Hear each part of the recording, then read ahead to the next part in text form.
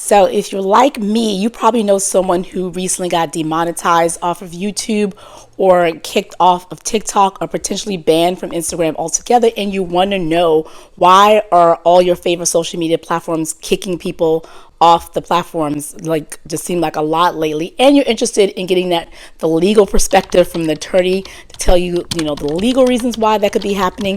You want to stay tuned. So hi, this is JJ Gat. So I'm going to do this a little bit differently than past videos where I usually like to have like graphics and show the legal reasoning, court cases, legal articles to substantiate and support the things I'm saying to you. But I felt like this is a trending topic. A lot of people are considering and worrying, and I'm in various different online social media communities, and people are asking, and they're just like saying like, what's going on? So I say, you know what, let me just hop on here and share what's going on. And if you are interested in having a version of this video that includes receipts, or if you want me to do a follow-up to show you the legal cases, just comment proof in the comments below. If I get 10 people across various different platforms, because I'm going to have this on YouTube, on TikTok, Threads, maybe X, Snap, Facebook, I'm going to put this on various different social media platforms. If I just get 10 people to comment proof across the platforms, I will do that video for you. It takes a lot of time. I think this is easier. So if you just trust my perspective from a veteran tech and communications lawyer, having had experience, years of studying this stuff and representing clients, lobbying in front of the FTC and lawmakers on these issues, then this might be okay and it might be fine with you. Then you don't need a comment proof, and you can just comment and say, hey, this was great, you explained it pretty well, thank you so much. Now this is going to be a little come to Jesus sort of moment, if you will. Uncomfortable truths, maybe unpopular opinions, because some of the things I'm going to say here are going to essentially do three things. One, we're going to talk about some basics. What are social media platforms? Because I feel like sometimes we forget. And then the second thing, I'm going to just talk about the difference between terms of service and community guidelines, because you're seeing the terms interchangeable and you're not quite sure the distinctions, and there are. So we're going to talk about that. And then finally, we're going to just like get into what's going on, like what's the impetus, like what's triggering, what's causing all of this. It seemed like a lot more so than lately, because there is a reason. So you want to stay tuned to the end of the video when I talk about the reason. But first, let's talk about just basics. I think first we need everyone to remember the fact that social media platforms are private entities. They're private companies. Why is that important? Because you might have seen some campaigns, some initiatives, some efforts from various different parties, including lawmakers and government officials, to try to categorize social media platforms as public forum, is where everyone gets together and can exchange ideas and share ideas. Why is that important? It's important because private entities, for the most part, can do what they want to do. They can make decisions and rules they can have regarding who is allowed to come on, who can stay on, and what can and cannot be said on the various different platforms. The minute they are considered more like government entity, then they have more duty to let people say what they want to say without being too restrictive. And so that's an important distinction to know. But social media platforms are private for-profit entities. So their job is to make money.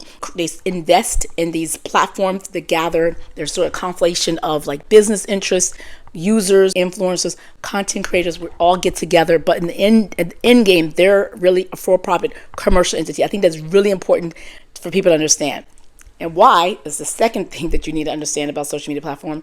The fact that they're not government entity is they don't owe you any right for you to speak. I see a lot of times people mistakenly say that the platform violated the First Amendment right, or we have First Amendment rights. The end of the day is none of those owe you in the First Amendment right. First Amendment in the United States is the First Amendment of the Bill of Rights, which are the 10 amendments to the U.S. Constitution, and that says the government cannot infringe upon your speech, your freedom of religion, your right to protest. That's the government. Again, what I said in the beginning, social media platforms are private for-profit entities. They're not the government. You don't have the right to speak on their platform, and they can kick you off. And so that's another reminder I think people need to know. So that's just in. So we're done with dispensing about just the basics of what social media platforms are.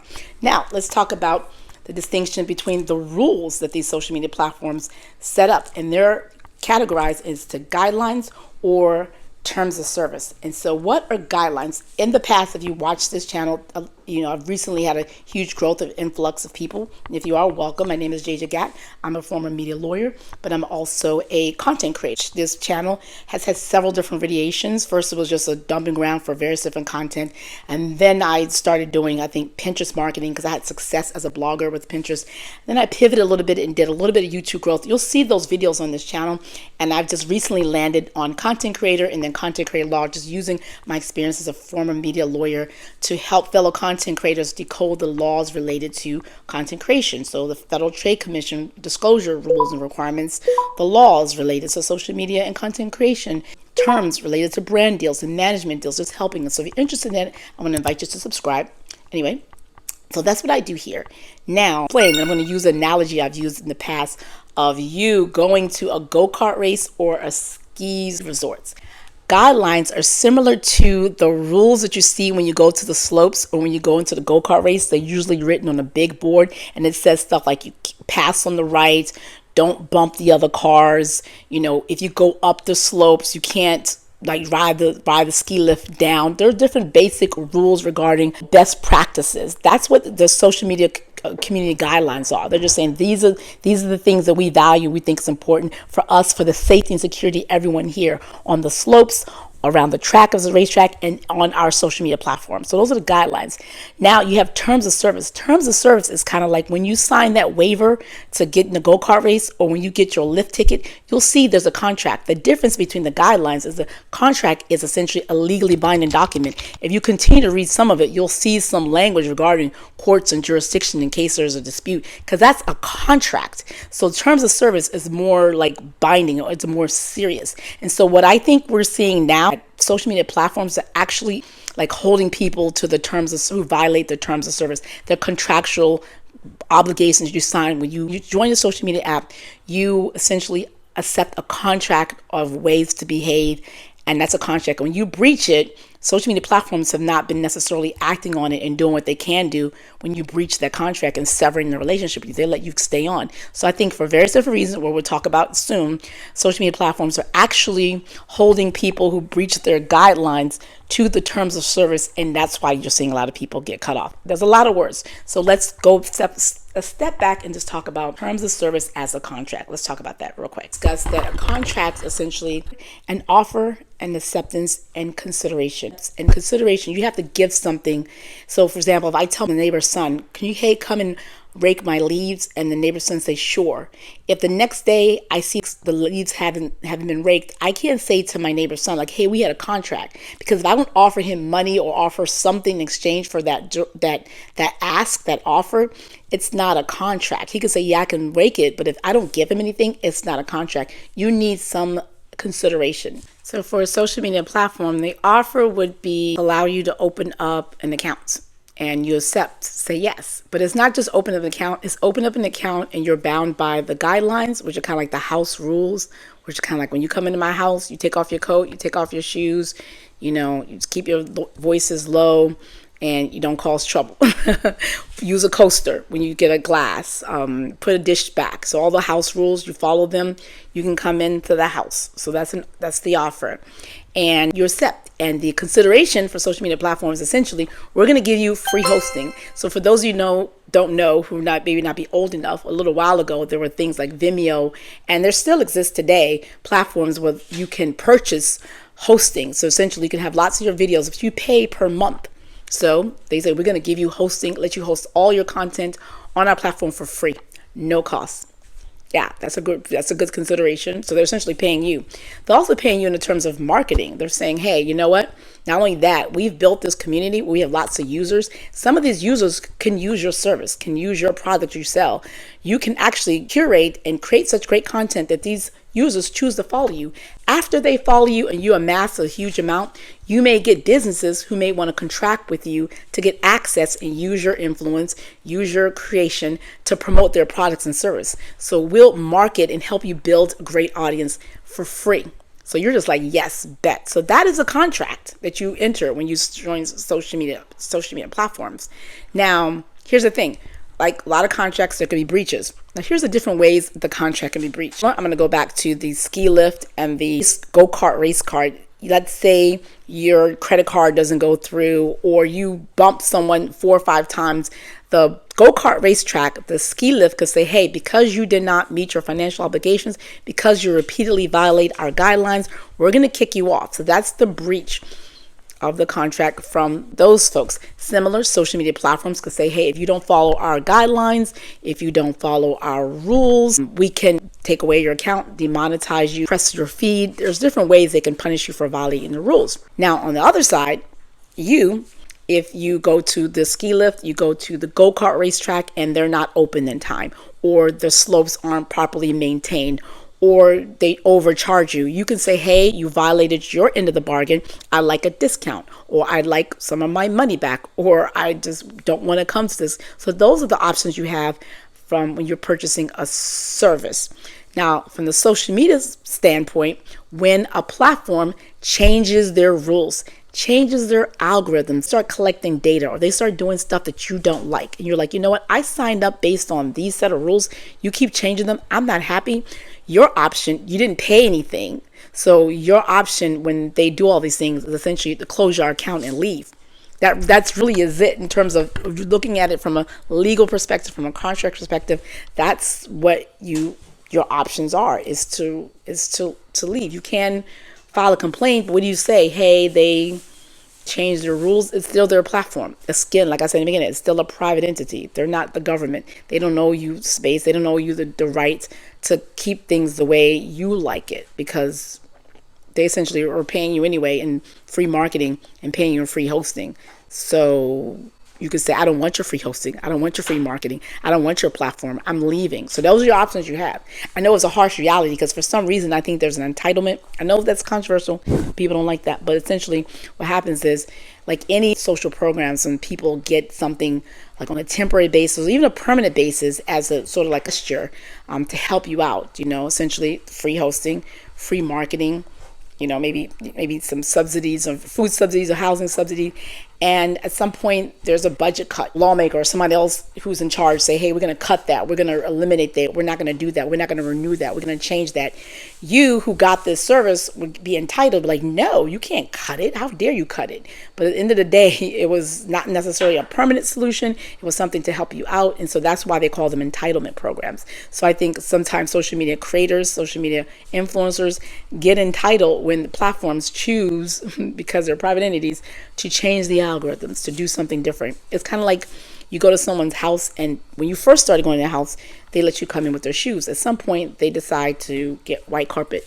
When they get white carpet, they're like, okay, we want this white carpet to stay white as long as possible. So when you come in, you have to take off your shoes because we don't want to soil our carpet. At that point, you can make your choice. Either you take off the shoes, because that's their house rule, it's their house, or you can choose not to go to their house anymore because you don't want to take off your shoes. And that's the same thing with social media platform. When they shift their algorithms, when they do different things, you have the option to say, I don't want to go anymore. I don't want to play anymore. Keep your marketing, so that's what it is. I know it sounds like overly simplistic, because you do bring something to the picture. Like I said, it's a symbiotic sort of thing, and it's a nice compilation of nice quiet storm of all the best worlds. We all get together and we share ideas and we share resources, and you offer things, and people yeah, it's all great. It's a wonderful community that they build, which is great. However, at the end of the day, it's still their house and they have the house rules. That's their house rule. So now let's talk about what's going on in terms of why, like I mentioned earlier, social media platforms are enforcing their terms of service, their contractual obligation to hold people to the guidelines that they set for. So here's why. So in a nutshell, it seems like with TikTok anyway, that there's a risk right now with the U.S. government giving them 1 year to divest, meaning sell the majority ownership stake to a U.S. entity or U.S. company in order to be allowed to stay in the App Store and have U.S. users use them. So they are being scrutinized. And so part of the things folks who are overseeing and regulating them is saying hey, you've got all this stuff. You got these kids on here. You got a lot of predators. There's just a lot of things. You say your guidelines, or you say you have all these safety and securities and rules, but we see these rules being broken. So that's what's happening. They're like, okay, fine. So they're enforcing the rules. As I've said before on this channel, that in the United States, the state of California has the most consumer-friendly rules of the country, and it's virtually impossible to, once you have to meet the laws of California, to just make that apply to California citizens. It can be done, but for the most part, when they change rules to abide by California's strict standards, sometimes they make it apply to the entire platform. And then in the world, outside of authoritarian regimes or like non-democratic nations like Russia or China or North Korea or countries like that, democratic nations, the European Union and European countries are the most like protective. They have the most restrictive laws protecting consumers, protecting users on social media. And so when they pass their laws and rules, social media platforms have to make it apply to everyone. And why? Why would they do that? Why do they care? Besides TikTok, which is at risk of being forced to sell itself, fines. Again, like I said, if you're interested in the proof, it's comment proof, and I'll show you examples of the amount of money they're looking at, percentage of their revenue that they're potentially be asked out of, for lack of a better word, if they don't comply. And these nations and these other places are passing these rules, and these platforms are bound by them. So they would rather abide by the rules, kick off the people who are flagrant violators. Sometimes they give you notice, sometimes they don't, because I know a few people have gotten kicked off of TikTok with like seemingly no notice for violating the community guidelines, just random kicked off. But the fact of the matter is, they'd rather kick you off and not give you any due process than risk all the money that they seem to be potentially being out of by letting you stay. I know, I've said, for example, Pinterest famously, for example, recently, because of something that happened in the UK, decided to make private all accounts from anyone who seemed to be under 13, and then require them to provide ID to prove that they were over 13, because in order to have a Pinterest account, in order to have any social media account, you have to be at least 13 years old. They changed that for everyone. They just kicked a bunch of people off. So there's precedent for platforms just kicking people off for violating various different terms of service, because there is a risk to their bottom line from a regulator. And that's what you have. That's what's going on. There's just like a lot of laws. So comment proof below if you want me to share some of the laws that are looming above and causing all of this strife. But that is my opinion. So in my next video, I'm going to be talking about a couple of things. I'm going to do a video on how to create a website, a personal branding website for yourself. And if it's not that one, it's going to be a video on why it's the public's fault that influencers lie about their affluence and wealth. And yeah, it's your fault as audiences. So if you're interested in that hot, unpopular opinion, stay tuned to that video. Or if you're interested in learning how to create a personal branding website for yourself as a content creator, because you're tired of social media platforms just like doing whatever they want to do and not giving you access to the people who you've curated, who've chosen to follow you, then you want to check into that. The following video after that is going to be showing you how to make your own link in bio, your own link tree, your own social tap page, but with your domain. So to say jjgat.com/links or /social or /link in bio, and that way it's your own branding. So those are the videos that are coming down the pike. So if you're interested in that, stay tuned. You want to discuss below, let's discuss below. Again, comment proof if you want to see the proof. If not, I'll see you in my next video. And if you're watching this after I created the series, you can see it here.